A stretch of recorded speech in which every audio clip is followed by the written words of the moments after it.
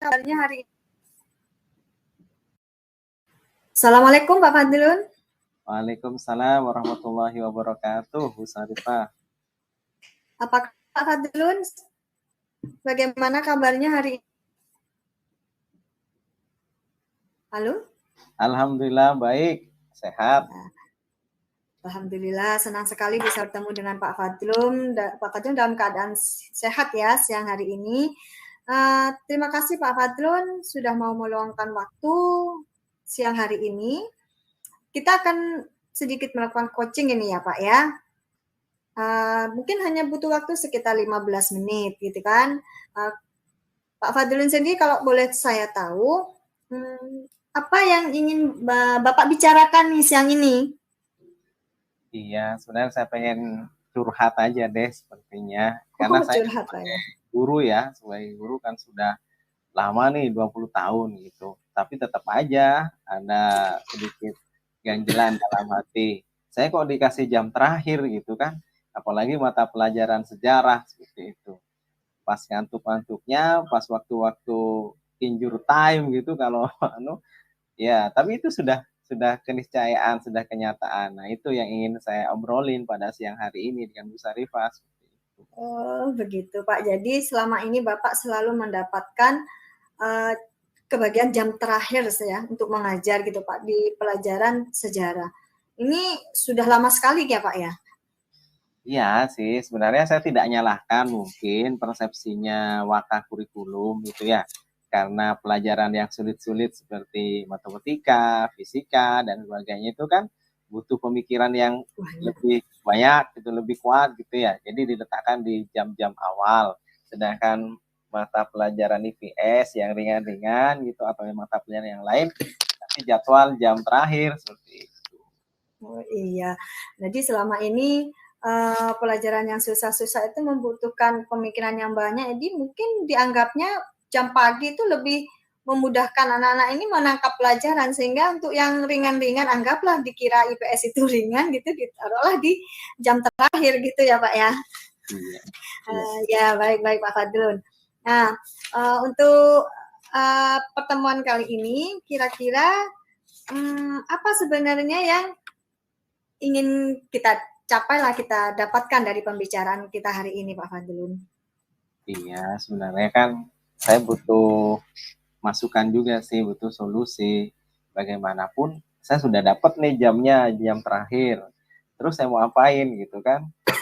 Selama ini saya mencoba melaksanakan pembelajaran ya secara konvensional yang seperti itu. Tapi dari hasil evaluasi saya, pelaksanaannya kurang maksimal. Kurang maksimal ya. Ya baik. Baik Bapak, jadi menurut Bapak apa namanya, kan memang itu sudah biasa sebenarnya, cuma dengan jam pelajaran yang selalu ada di jam terakhir ini ternyata tidak maksimal gitu Pak ya, hasilnya gitu menurut Bapak ya. Kalau boleh saya tahu di sini Pak Fadlun, menurut Pak Fadlun, dengan ditaruhnya pelajaran sejarah ya atau IPS yang lainnya, itu kira-kira hambatan apa yang Bapak dapatkan gitu loh, karena penempatan pelajaran sejarah yang selalu di akhir gitu loh Pak, di akhir sesi, di akhir pembelajaran gitu. Kira-kira apa masalah apa yang Bapak dapatkan karena itu? Iya, baik Bu. Yang pertama, memang kan jam pelajaran di sekolah kami itu kan sampai jam sore ya, sampai sore jam 3 seperti itu, gitu ya. Jadi jam terakhir itu setelah istirahat kedua gitu, rata-rata anak-anak sudah lelah seperti itu. Nah, kendala yang pertama itu pencapaian kompetensi ya. Pencapaian kompetensi itu tidak bisa termaksimalkan karena memang kita lebih banyak pada pengelolaan atau pengkondisian kelas gitu ya, seperti itu. Belum lagi ya anak-anak itu lebih suka minta izin keluar dan sebagainya karena mereka udah boring kan, udah lelah gitu kan, mulai dari pagi dihantam oleh mata pelajaran yang berat-berat seperti matematika, fisika dan sebagainya seperti itu. Nah, itu yang menjadi titiknya sehingga menjadi persoalan akhirnya ya target-target pencapaian kompetensi tidak termaksimalkan. Tidak maksimalkan. Baik Bapak, jadi ini jadi masalah gitu loh akhirnya gitu, karena ada dampak yang didapat oleh siswa karena jam terakhir itu dengan pembelajaran yang tidak maksimal. Jadi Bapak sudah fokus kepada kondisi murid yang sudah mulai lelah dan yang lainnya dengan masalah-masalah yang lain kan mungkin kan dan yang sudah mengantuk gitu ya Pak ya. Jadi kalau kalau memang seperti itu masalahnya, faktor-faktor apa yang menurut Bapak itu bisa membuat masalah itu bisa sedikit teratasi gitu Pak? Yang bisa sedikit mengatasi permasalahan yang Bapak temui tadi. Jadi mungkin karena pembelajarannya sudah mulai anak-anak sudah mulai capek, kemudian sudah tidak fokus dan yang lainnya itu faktor-faktor apa yang kira-kira menurut Bapak bisa membuat mereka meskipun berada dalam kondisi yang sudah melelahkan mulai bisa semangat lagi gitu Pak. Jadi mengurangi dampak negatif tadi itu, pembelajaran yang tidak maksimal. Baik, sebenarnya sempat terpikir sih, gimana sih saya mensiasati pembelajaran ini di jam terakhir seperti itu, jam-jam injure time ini seperti itu. Saya berpikir saya harus punya trik dan tip nih, trik-trik cara mengajar. Jadi ujungnya kembali kepada metode, kemudian model, strategi dan pendekatan pembelajaran yang lebih variatif seperti itu ya, lebih variatif seperti itu. Syukur-syukur kalau inovatif, ya tergantung dari kondisinya. Dengan jam-jam injure time, kalau model pembelajarannya lebih mendekatkan kepada inovatif itu, malah memberatkan mereka seperti itu kan, dengan beban-beban yang baru. Jadi kalau saya melihatnya lebih yang model atau pendekatan yang kreatif seperti itu, kira-kira. Baik Pak.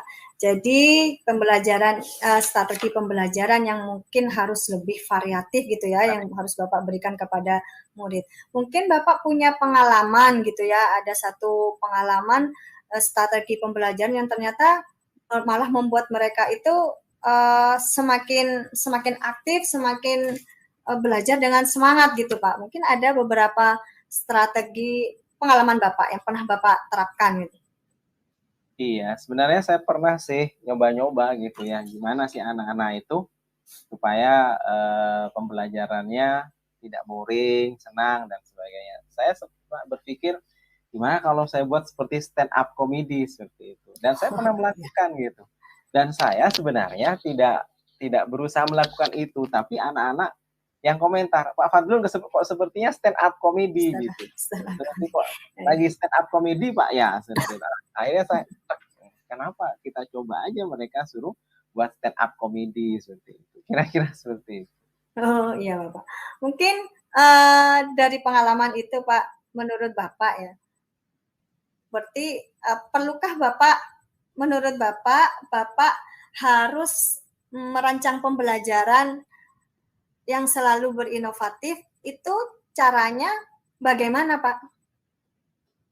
Ya, saya lebih melihatnya memang kalau misalnya tidak variatif pembelajaran itu lebih berat. Akhirnya saya akan mencoba mencari-cari lagi kira-kira yang menyenangkan buat anak-anak, kemudian melibatkan anak mulai dari pikiran, badan dan apakah mereka terlibat langsung. Ya. Ada sih seperti misalnya bermain peran gitu di jam terakhir, atau mereka kita arahkan untuk menjadi penyiar televisi gitu ya, atau mereka bukan berpura-pura praktek menjadi penyiar radio seperti itu kan asik seperti itu gitu. Iya. Jadi seberapa jauh sebenarnya usaha Bapak ini untuk meningkatkan kompetensi Bapak tentang meningkatkan strategi pembelajaran ini? Seberapa jauh usaha Bapak untuk meningkatkan kemampuan Bapak menerapkan berbagai strategi pembelajaran yang menarik buat siswa? Iya, Sebenarnya saya sudah punya ini sih tagline, Sape Sono gitu ya. 1 pekan, 1 Satu. inovasi kependidikan seperti itu. Oh, Jadi saya sudah tagline seperti itu sejak awal. Jadi bagaimana saya berusaha setiap tatap muka pembelajaran itu ada inovasi yang saya lakukan. Dan inovasi itu tidak harus bermuara kepada teknologi, tidak seperti itu. ya, ya, Tapi ya. inovasi itu bisa berasal dari berbagai macam unsur yang lain, misalnya unsur-unsur permainan-permainan tradisional gitu kita bisa jadikan sebagai sarana pembelajaran dan saya anggap sebagai inovasi seperti itu. Baik. Sebenarnya Bapak sudah punya ide ini ya untuk bisa memperbaiki pembelajaran di jam terakhir ini. Kemudian jika memang Bapak sudah punya strategi itu, menurut Bapak sendiri ini sudah masuk dalam, jika saya bisa buat level gitu ya, angka dari 1 sampai 10, kira-kira Bapak untuk bisa menerapkan atau untuk bisa mencari solusi ini, Bapak sudah berada di dalam level berapa gitu? Saya masih ada di level ke-7, Bu. Masih ada level ke-7 seperti itu. Kenapa harus di level ke-7? Karena saya lihat Bapak sudah banyak sebenarnya rancangannya ini. Bapak sebenarnya mampu kalau menurut saya di level 10. Kira-kira ada hambatan tidak untuk bisa menaikkan ke level 10 itu, Pak? Ya, hambatannya jelas ya, karena jam terakhir itu adalah titik di mana anak-anak itu pertama mereka itu sarapan makan siang gitu ya. Setelah itu mereka akan sholat seperti itu. Nah, sholatnya pun terkonsentrasi dari beberapa titik seperti itu. Sehingga kendalanya adalah rata-rata sebagian besar anak-anak itu tidak bisa tepat waktu masuk ke kelas. Oke, jadi Itu yang menjadi kendala saya. ya, ya, ya, ya. Saya itu klise sih, kita bisa menyiasati. Iya, iya, Bapak. Jadi Kenyataan memang begitu adanya. Karena kan tempat sholatnya terbatas gitu ya. Kemudian warung juga terbatas, jumlah peserta didiknya 781 orang. wow, Nah, gitu ya. kan. Jadi itu kita tidak bisa berbuat banyak ketika anak-anak alasannya masuk ke kelas itu, Pak mohon maaf telat, warungnya antri gitu, wudhunya antri, airnya macet gitu ya, sandalnya hilang, ada aja sih anak-anak. Baik Bapak, jadi dari kendala waktu itu merupakan salah satu yang membuat Bapak tidak bisa melaksanakan bukan rancangan Bapak atau strategi pembelajaran yang sudah Bapak peroleh itu secara maksimal Pak ya. Jadi ada kendala di situ. Kemudian uh, kalau boleh saya tahu, mungkin dari situ ada salah satu contoh yang bisa Bapak kasih pada saya kira-kira dari anggaplah waktu tadi itu sebagai masalah gitu kan, yang mengurangi ketepatan, mengurangi pelaksanaan pembelajaran secara maksimal. Jadi Bapak untuk mengatasi ini bagaimana? Iya, kendala yang saya sebutkan tadi itu sebenarnya kita bisa mensiasati mereka seperti itu dengan pendekatan apa, misalnya diferensiasi proses. Jadi mereka yang telat penanganannya pun berbeda, tugas-tugasnya berbeda karena mereka kan tidak bisa mendengarkan informasi yang bisa saya sampaikan, teknik, kemudian tahapan-tahapan pembelajaran yang sudah kita sepakati.